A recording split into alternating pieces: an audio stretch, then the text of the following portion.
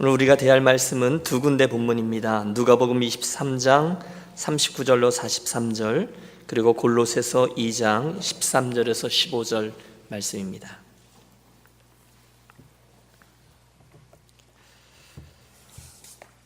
먼저 누가복음 23장 39절로 43절의 말씀 한 목소리로 합독하겠습니다. 달린 행악자 중 하나는 비방하여 이르되 내가 그리스도가 아니냐 너와 우리를 구원하라 하되, 하나는 그 사람을 꾸짖어 이르되 내가 동일한 정죄를 받고서도 하나님을 두려워하지 아니하느냐. 우리는 우리가 행한 일에 상당한 보응을 받는 것이니 이에 당연하거니와 이 사람이 행한 것은 옳지 않은 것이 없느니라 하고 이르되 예수여 당신의 나라에 임하실 때에 나를 기억하소서 하니, 예수께서 이르시되 내가 진실로 내게 이르노니 오늘 내가 나와 함께 낙원에 있으리라 하시니라. 아멘. 두 번째 본문은 신약성경 326쪽 골로새서 2장 13절로 15절 말씀입니다.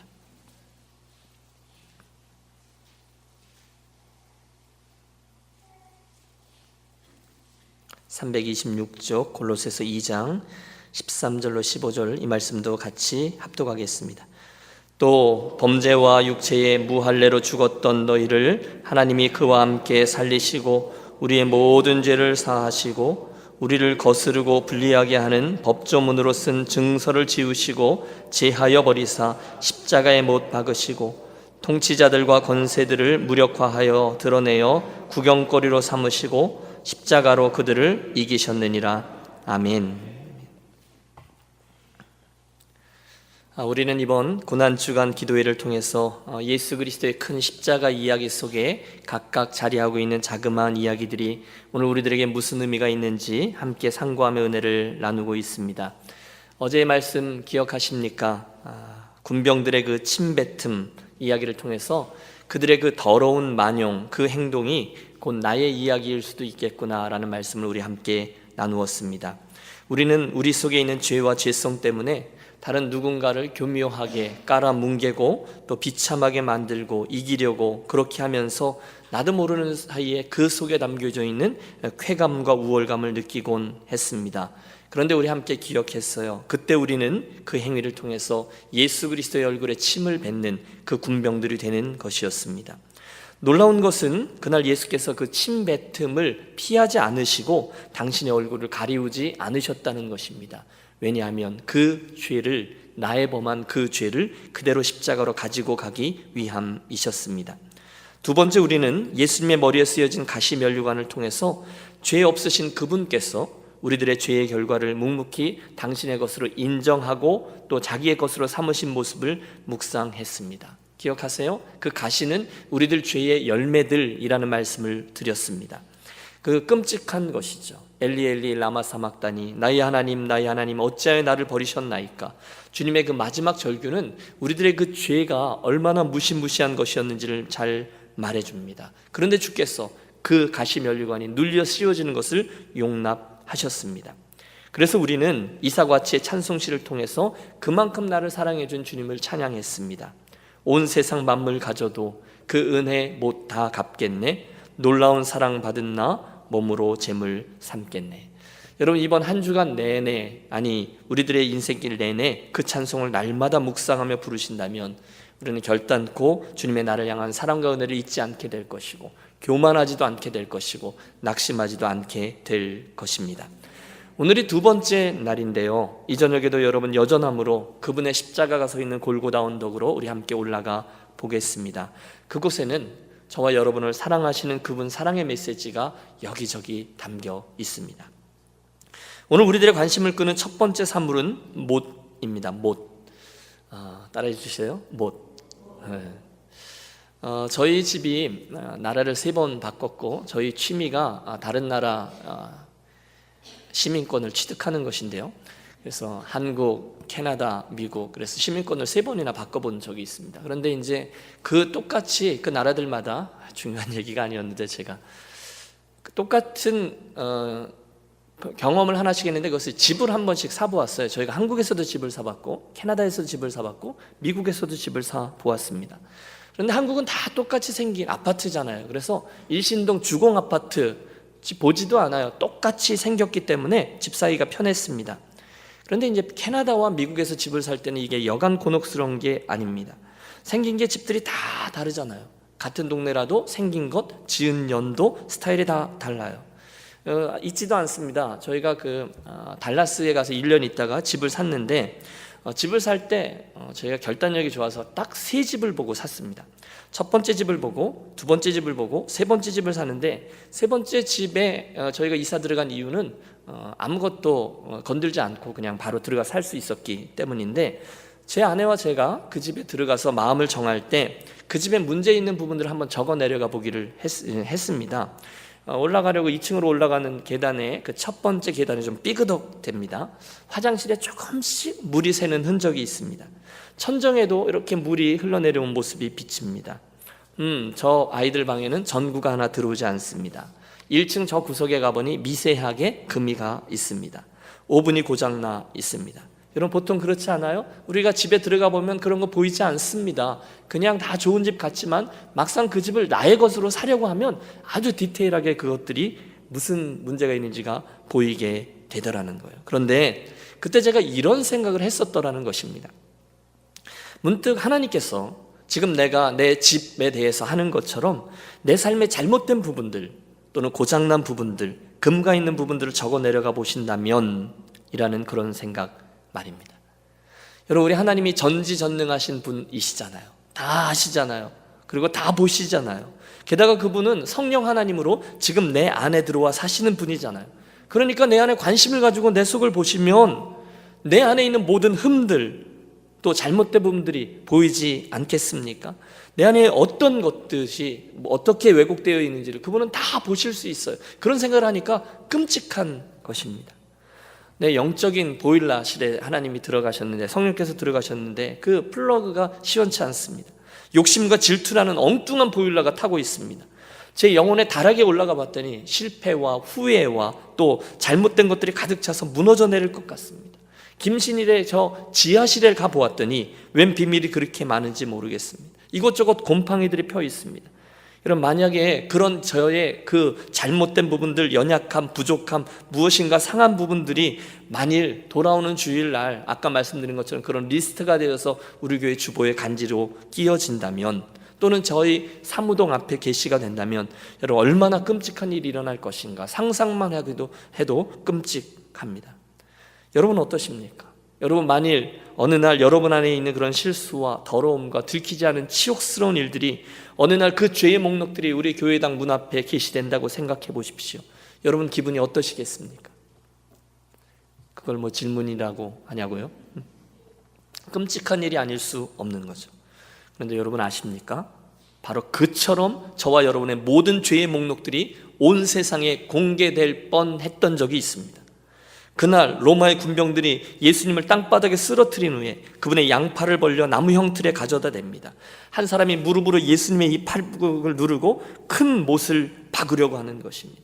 잠시 후에 그 군병이 망치로 이 커다란 못을 내려치는 순간에 예수께서 그 못을 바라보십니다. 바로 그 순간에 여러분 생각해 보십시오. 그 큰 대못이 예수님의 팔을 뚫고 들어가려는 순간에, 여러분 그 고통의 순간에 예수님께서 그 군병의 손을, 망치를 든 손을 막으실 수 없으셨을까요? 여러분 그런 생각을 해보십니다. 여러분 예수님의 손이 어떤 손입니까? 창조주 하나님의 손입니다. 온 세상을 지으신 그분의 손입니다. 그 손은 풍랑을 잠잠케 하시던 손입니다. 그 손은 죽은 자를 살려내시던 손이셨습니다. 그래서 주님이 원하시기만 한다면, 아니 주님이 잠깐이라도 그 고통을 지연시키기만이라도 했다면 그분은 그 망치를, 그 못을 얼마든지 스톱시키실 수 있지 아니했을까요? 답은 압니다. 그러실 수 있죠. 그런데 여러분 그 순간에 예수님은 그 군병의 망치를 저지하지 않으십니다. 사정없이 내려쳐지는 땅 망치 소리가 울리자 당신의 살이 찢어지고 피가 솟구쳐 흐르고 고통이 온 몸을 꿰뚫습니다. 제 질문은 이것입니다. 그 순간에 여러분 왜, 어째서 주님은 그 대못을 저지하지 않으시고 그대로 담당하셨습니까? 목사님 당연하죠. 저를 사랑하시니까요. 저를 그토록 사랑하셨기 때문에 십자가의 대못을 피하지 않으셨죠. 맞습니다. 그런데 여러분, 저는 그 대답으로 만족하지 못해요. 그 뒤에 자로잡고 있는 또 한 가지 이유가 오늘 우리가 대했던 두 번째 골로새서의 말씀에 등장하고 있는 것입니다. 골로새서 2장 13절은 이렇게 되어 있어요. 또 범죄와 육체의 무할례로 죽었던 너희를 하나님이 그와 함께 살리시고 우리의 모든 죄를 사하시고 우리를 거스르고 불리하게 하는 법조문으로 쓴 증서를 지우시고 제하여 버리사 십자가에 못 박으시고. 여러분, 좀 어렵죠? 이게 무슨 뜻일까요? 이 본문에 나오는 법조문으로 쓴 증서를 지우시고 제하여 버리사, 이 법조문으로 쓴 증서, 개역 한글 성경에는 의문에 쓴 증서라는 용어가 무엇일까요? 여러분, 잘 들어보십시오. 이 본문에 나오는 법조문으로 쓴 증서, 의문에 쓴 증서라는 용어는 전문 용어, 상업 용어입니다. 다시 말해서 빚진 자가 쓴 채무 증서예요. 저와 여러분에게는 아까 말씀드린 그 리스트, 죄의 목록, 빚의 목록, 더러움의 목록이 있었다는 것입니다. 죄인의 채무 증서예요. 그런데 그 채무 증서가 남아있는 한 저와 여러분은 그 빚에서 자유할 수가 없는 거죠. 그런데 예수께서 그 순간에, 십자가에 못 박히시는 순간에 그 더러움의 증서, 죄의 목록, 법조문으로 쓴 증서가 예수께서 십자가에 못 박히시는 순간에 도말되었다는 거예요. 지우시고 제하여 버리사, 어느 순간에, 그 십자가에 못 박히는 순간에 지워졌다는 거예요. 사라져 버렸다는 거예요. 할렐루야. 여러분, 제가 지금 말씀드리는 것은 아무리 강조해도 지나치지 않습니다. 이게 무지무지 중요한 거예요. 여러분의 죄의 문서가 있어요. 여러분의 죄의 증서가 있어요. 법조문이에요. 그런데 예수께서 그 못 박히심 때문에 죄의 증서가, 우리가 정말로 지워버리고 싶은, 흔적도 없이 사라져버렸으면 하는 그 목록이 그 순간에 지워지고 제하여졌다, 그 말씀입니다. 여러분이 겉으로 지은 죄, 또 도둑질한 죄, 누구와 싸운 죄, 그 정도의 죄의 목록이 아니에요. 조목조목 여러분들의 티나는 죄뿐이 아니라 여러분의 마음속으로 지은 그 죄까지, 그 더러운 죄들까지 포함된 엄청난 죄의 리스트들이 여기 있습니다. 끝없는 죄의 리스트, 한 개, 두 개가 아니라 수십 개, 수백 개 끝없는 죄의 목록들.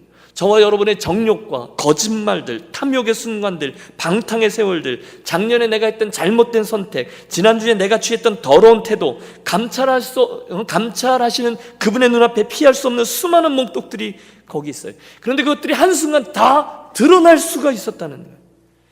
누군가가 그 죄를 볼 뻔했어요. 여러분, 제가 여러분의 죄의 목록을 볼 뻔했어요.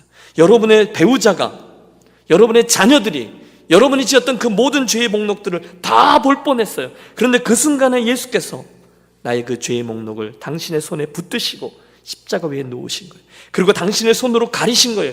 피하지 않는 거예요. 읽고 로마 병정의 망치 소리와 함께 예수님의 그 솟구친 붉은 피가 내 죄의 그 모든 목록을, 그 법조문을 덮어버렸다는 것입니다. 이해가 되십니까? 그 순간에 도말되었다는 거예요. 그리고 하나님은 그 모든 죄를 지우시고 제어하여 주시고 용서해 주시고 우리에게 정말로 불리한 채무 증서를 십자가에 못 박아 없애 주시는 거죠. 여러분, 여기 우리 찬송의 이유가 있는 거예요. 바로 여기에 우리 예수께서 그 끔찍한 로마 병정의 망치를 피하지 않은 이유가 있는 것이죠. 왜 안 피하셨을까요? 단순히 나를 사랑하셨으니까요? 그래서 그 고통 속에 나를 더 사랑하기 위해서요? 그것만 가지고는 이 설명이 턱없이 부족합니다. 그런데 이제 알게 되었어요. 바로 저와 여러분의 죄, 실패, 더러움, 내 저 깊은 곳에 있는 아무에게도 들키지 않은 그 더러운 죄들이 적혀있는 의문의 증서, 법조문 때문이었습니다. 그 의문의 증서가 어딘가에 남아있는 한 저와 여러분의 구원이 이루어질 수 없어요. 사탄은 끝까지 그것 붙잡고 송사할 거예요. 그러므로 그분은 그날 그 대못을, 그 망치를 그대로 감당하셨습니다. 당신의 그 붉은 피로, 그 큰 고통 가운데 있는 붉은 피로 그 채무 증서를 덮어버렸어요. 사랑하는 여러분, 주께서 저와 여러분을 그만큼 사랑하십니다. 저와 여러분을 천국으로 데리고 가기를 원하시잖아요. 여러분 아세요? 주님은 저와 여러분이 없는 천국을 원하지 않으세요. 할렐루야. 응? 여러분, 예수님은요, 망치질의 결과가 어떻다는 걸 뚜렷이 아시는 분이에요. 잘못 친 망치, 그 망치의 파괴력을 아세요. 왜? 30년간 목 쑤셨거든요. 망치를 아시는 분이에요. 그런데 그 망치와 못을 그대로 감당하셨습니다. 그것이 저와 여러분에게 얼마나 필요한지를 알았기 때문에, 그 피 흘림, 그 못 자국, 그렇기 때문에 당신은 그 순간에 대못을 선택하셨습니다. 하신 겁니다. 여러분 기뻐하세요. 너무너무 끔찍한 순간이지만 예수님의 손에 그 못이 뚫고 들어가 박히는 순간에 영광스러운 천국의 문이 저와 여러분 앞에 열린 줄로 믿습니다. 분명한 대답을 소유하십시오. 여러분 대답해 보세요. 주님 십자가 옆에 놓여있던 그 대못이 오늘 저와 여러분과 무슨 상관이 있습니까? 우리를 거스리고 불리하게 하는 법조문으로 된 증거를, 그 증서를 지우시고 제하여 버리사 십자가에 못 박으시고, 여러분 그 두 개의 못은 저와 여러분의 죄의 목록 법조문과 상관 있습니다. 예수님의 보혈이 우리의 채무증서를 끈적끈적하게 덮어버리셨어요. 이 밤 우리가 찬양하고 다시금 감사와 헌신의 기도를 드려야 될 이유가 분명합니다. 두 번째로 이 저녁에 우리의 시선을 또다시 돌리는 또 하나의 사물이 있는데, 그것이 바로 우리 예수님의 저 가운데 십자가 양옆에 있는 또 다른 두 개의 십자가입니다. 오늘 우리가 누가복음의 본문에서 보듯이 예수님께서 십자가에 못 박히셨을 때 양쪽에도 두 강도가 똑같이 십자가에 못 박혀 죽게 되었다라는 것을 우리 봅니다. 우편인지 좌편인지 분명히 구별되어 있지 않아요. 하지만 한 강도는 끝까지 예수 그리스도를 부인하고 조롱하며 죽어갔고, 또 한 강도는 예수여 당신의 나라에 이르실 때에 나를 기억하소서 죽게 구하여 내가 오늘 밤 나와 함께 낙원에 있으리라 주님의 놀라운 은혜를 입었습니다. 십자가가 세 개가 서 있다. 여러분 왜 세 개일까? 저는 그런 생각을 해보면서 저 세 개의 십자가가 우리에게 주신 메시지가 굉장한 것이다 라는 생각을 해보았습니다. 여러분 도대체 왜 예수님의 저 십자가 이야기는 또 다른 십자가 두 개가 더 등장하고 있는 것일까요? 저 메시지를 통해서 주께서 우리들에게 주고자 하시는 메시지는 무엇일까요? 묵상하고 또 묵상합니다. 그리고 나름대로 결론을 내립니다. 두 개인데요, 하나는 은혜라는 메시지고 두 번째는 선택이라는 메시지입니다. 그리고 사실은 이 두 개의 메시지는 하나님의 은혜라는 커다란 스토리 안에 묶여버리고 이렇게 얽혀있는 스토리입니다. 하나씩 한번 생각해 보시죠. 먼저 그 세 개의 십자가 이야기에서 우리가 주목하려고 하는 것은 하나님의 은혜입니다. 말씀드렸다시피 두 강도 중에 한 강도는 그 인생의 제일 마지막 순간에 그 인생의 가장 큰 은혜를 입게 되었습니다. 여러분 왜 우리들 유치한 논쟁을 할 때마다 그 강도 이야기하는 친구 있지 않습니까? 야, 냅둬. 나는 그냥 이대로 마음대로 살다가 끝까지 내가 하고 싶은 대로 살다가 제일 마지막 순간 죽기 직전에 예수님, 나 예수님 믿으랍니다. 저의 지은 모든 죄를 용서해 주시옵소서. 딱 기도하고 예수 믿고 천국 갈 거야? 여러분 그렇게 말하는 얄미운 친구 두신 적 없으십니까? 여러분은 참 좋은 친구들만 두신 것 같습니다. 그 친구가 분명히 아는 바가 있죠. 그 친구는 예수 그리스도의 십자가의 은혜가 얼마나 크다는 것을 아는 거예요. 비록 정말로 그렇게 비열한 방식으로 끝까지 살다가 예수를 믿게 되어서 그래도 저는 그 사람이 구원받을 거라고 믿습니다. 그런데 그 친구가 하나 모르고 있는 게 있죠. 지가 언제 죽을지를 모르는 것이잖아요. 제 원고에는 여기서 성도들의 웃음 이렇게 써 있는데 썰렁해서 죄송합니다. 그 친구는 자기가 언제 죽을지 그 타이밍을 몰라요. 그래서 그때 회자되는 이가 바로 이 강도죠. 여러분 그 강도는요, 우편인지 왼편인지 모르겠어요. 아마도 인류 역사상 가장 큰 행운아일 겁니다. 그렇죠? 그는 그때까지 낙원에 이를 만한 일을 한 적이 없습니다. 그런데 주께서는 그가 잘못했던 모든 것들을 단 한순간에 다 상쇄시켜버릴 만큼 엄청난 은혜를 그에게 부어 주셨어요. 은혜라는 메시지죠. 여러분 저는 이 은혜라는 이야기를 대할 때마다 구약 성경에 나오는 그 무비보셋 이야기를 떠올립니다. 다윗 이야기죠. 요나단의 아들이었던 무비보셋. 여러분 사울 왕가에서 요나단으로 넘어가야 하지만 요나단에게 왕위가 가지 않고 엉뚱한 다윗이라는 이에게 왕위가 넘어가죠. 그 중간에 치열한 줄다리기들이 있습니다. 여하간 그 긴 이야기를 짧게 줄여 하나님의 은혜로 다윗이 왕에 올랐습니다. 여러분 고대 세계에서 새로운 왕조가 열리면 늘 진행되는 일은 한 가지입니다. 그 전 왕조의 잔존 세력들과 가족들을 모두 다 숙청하는 일들입니다. 요즘 우리가 열왕기 상하를 보잖아요. 남북 왕조의 열왕들 이야기를 볼 때 이 이야기는 끝없이 반복됩니다. 전 왕조의 씨를 말려야 자기가 편안할 수가 있는 거예요. 혹시나 선의를 베풀어서 불쌍해서 하나 용서해주고 남겨두었다가 훗날 자기를 향한 반역의 깃발을 들 수 있기 때문입니다. 하지만 그날 다윗은 그 와중에도 사울의 아들이었지만 자기를 선대하고 사랑해 주었던 요나단과의 관계를 기억하며 그 초야에 꽁꽁 숨어서 살고 있던 그의 아들 무비보셋을 찾아냅니다. 이유는 하나, 그에게 은혜를 베풀기 위함이었습니다. 입장을 바꿔놓고 생각해 보십시오.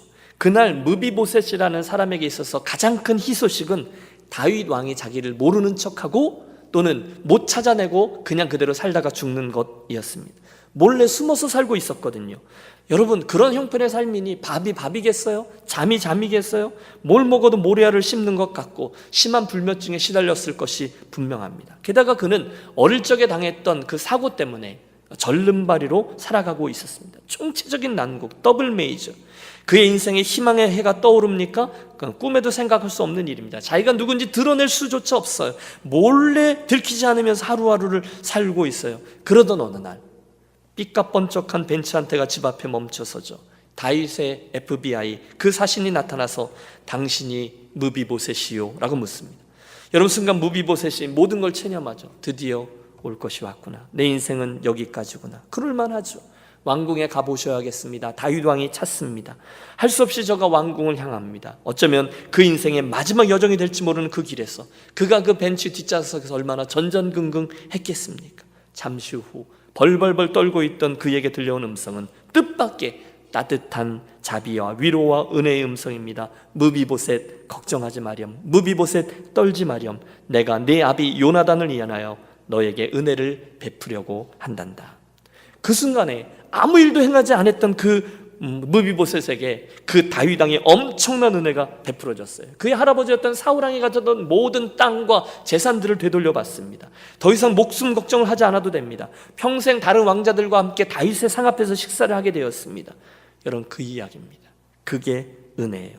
저와 여러분을 향한 하나님의 구원의 은혜가 딱 그와 같다는 거예요. 그리고 그 은혜를 가장 잘 보여준 신약의 사건이, 그게 구약의 사건이라면 신약의 사건이 바로 이 날 강도가 예수님으로부터 받아 누리게 된 구원의 은혜의 사건인 거죠. 여러분, 그날 그 강도는 예수님의 십자가에서 한량없는 그분 구원의 은혜를 얻게 되었습니다. 야, 그 친구들 참 운 좋네. 아니요. 여러분, 지금 이 이야기는 그날 무비보셋과 또 이 강도만의 이야기가 아니었습니다.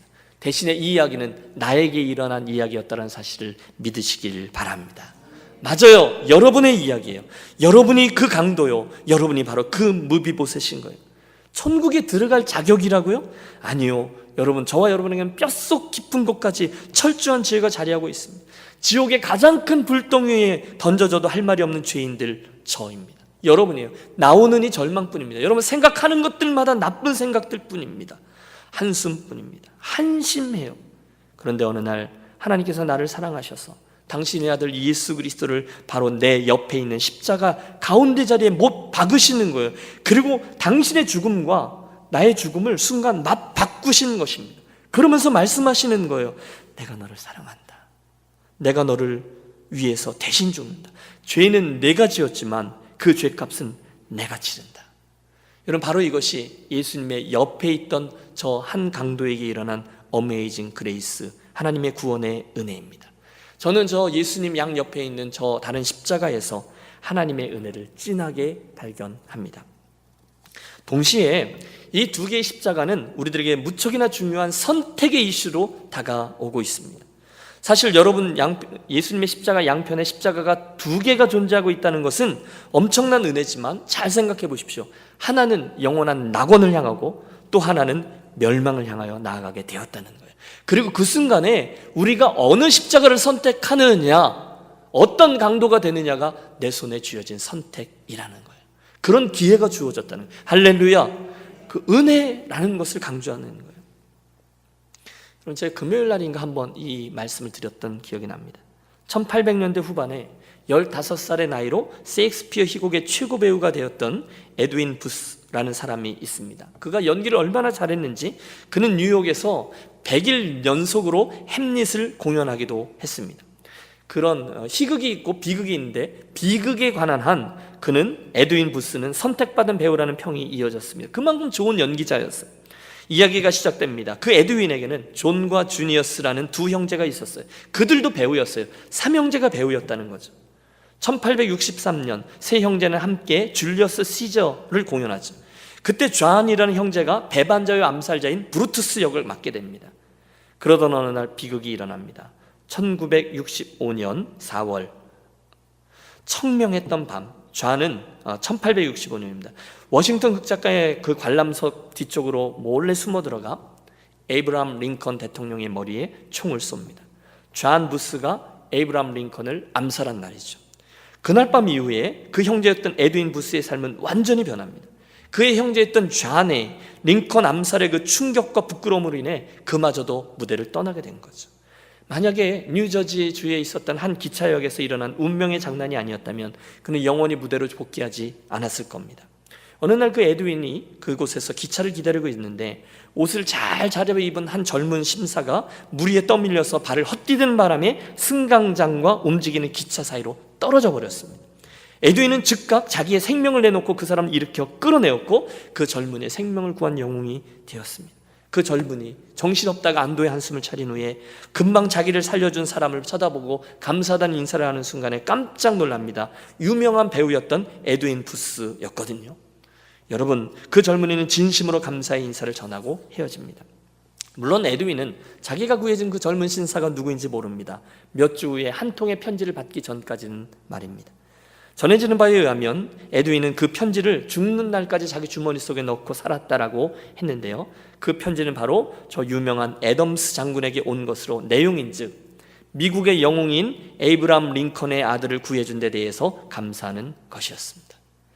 여러분, 이해가 되십니까? 두 형제 중에 하나는 대통령을 암살했고요, 또 다른 하나는 그 대통령의 아들을 살렸어요. 얼마나 기가 막힌 운명입니까? 그때 그가 살려낸 링컨의 아들이 로버트 링컨입니다. 여러분, 제 이야기는 이겁니다. 에드윈 부스와 그의 형이었던 존 부스는 아버지도 같고 어머니도 같고 직업도 같고 열정도 같았어요. 그러나 한 사람은 삶을 택하고 한 사람은 죽음을 택합니다. 여러분, 어떻게 이런 일이 일어날 수 있을까요? 그런데 여러분, 이 일은 저와 여러분 삶에 매일매일 일어나는 일입니다. 여러분, 생각해 보십시오. 구약 성경에 가인과 아벨은 둘 다 같은 아버지 밑에 아담의 아들입니다. 그런데 아벨은 하나님을 선택하고 가인은 살인을 선택합니다. 에이브라함과 롯 둘 다 가나안을 떠도는 순례자입니다. 그런데 에이브라함은 하나님을 택하고 롯은 소돔을 택합니다. 다윗과 사울 둘 다 이스라엘의 왕인데 다윗은 하나님을 택했고 사울은 권력을 택합니다. 여러분, 베드로와 가룟 유다 어떤 공통점이 있죠? 둘 다 주님을 부인했어요. 그런데 베드로는 자비를 구했고 유다는 죽음을 구했습니다. 여러분, 분명합니다. 하나님은 오늘도 저와 여러분에게 선택권을 주셨다는 거예요.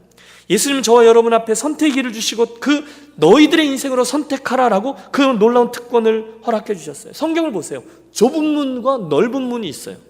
좁은 길과 넓은 길이 있어요. 우리 보러 선택하라고 말씀하세요. 많은 무리들과 적은 무리들이 있어요. 우리에게 선택하라는 거예요. 반석 위에 집을 짓든지 모래 위에 집을 짓든지 너희가 선택하라는 것입니다.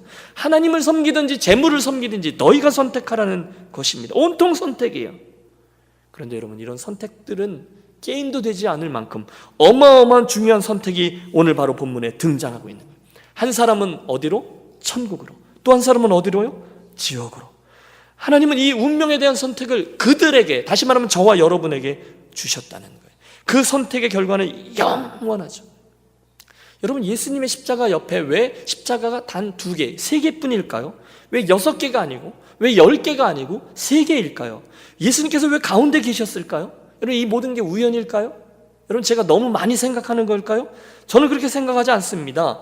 여러분, 갈보리 언덕에 있는 저 2개의 십자가는 저와 여러분에게 가장 위대한 선물인 선택에 대해서 우리에게 말씀하고 있습니다. 여러분, 그날 그 두 강도를 보십시오. 똑같습니다. 동일한 법하에서 그들은 사형 선고를 받습니다. 동일한 무리들 가운데 있었습니다. 그리고 동일한 예수님과 동일한 거리를 두고 매달렸습니다. 마태복음 27장에 의하면 함께 십자가에 못 박힌 강도들도 이와 같이 욕하더라. 다시 말하면 둘 다 예수님께 욕하는 것까지도 똑같았습니다. 그런데 어느 한순간, 내일 그 얘기를 할 겁니다. 어느 한순간 그 중에 한 사람이 변화된 거예요. 누가복음의 말씀처럼 한 사람은 끝까지 패역합니다. 내가 만일 유대인의 왕이면 내가 너를 구원하리라. 그런데 한 예수는 이렇게 말합니다. 예수여, 당신의 나라에 임하실 때 나를 생각하소서. 주님 이쪽에 있는 강도에게 말합니다. 내가 오늘 나와 함께 낙원에 있으리라. 여러분, 우리가 지금 결론적으로 붙들려고 하는 진리는 이것입니다.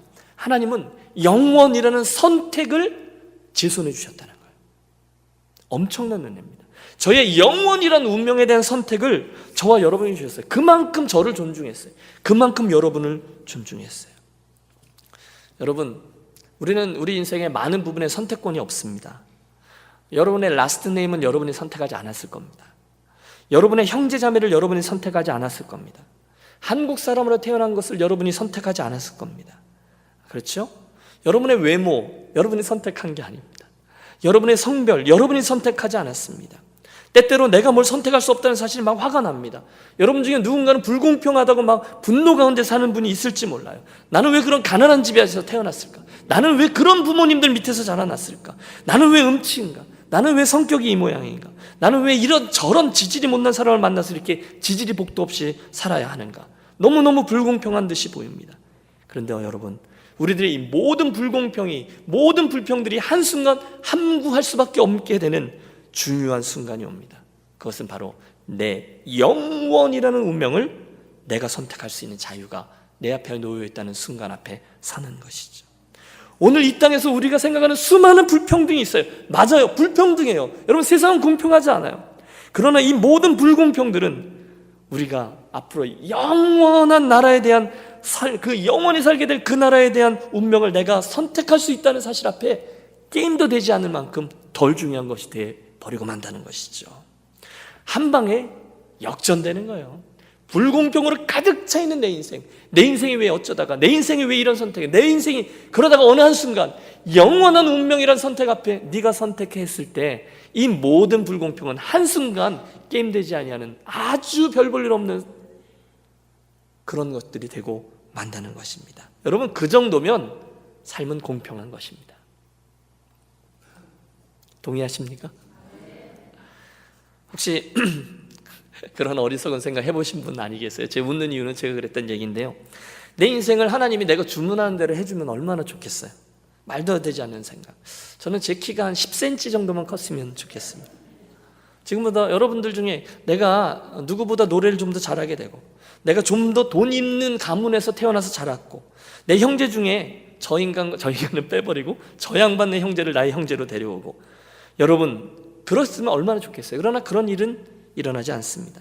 이 땅에서의 일은 내가 선택할 수 없어요. 그러나 천국의 삶에서에 대해서는 내게 선택권이 있다면 절대로 불공평한 것이 아님을 기억하시길 바랍니다.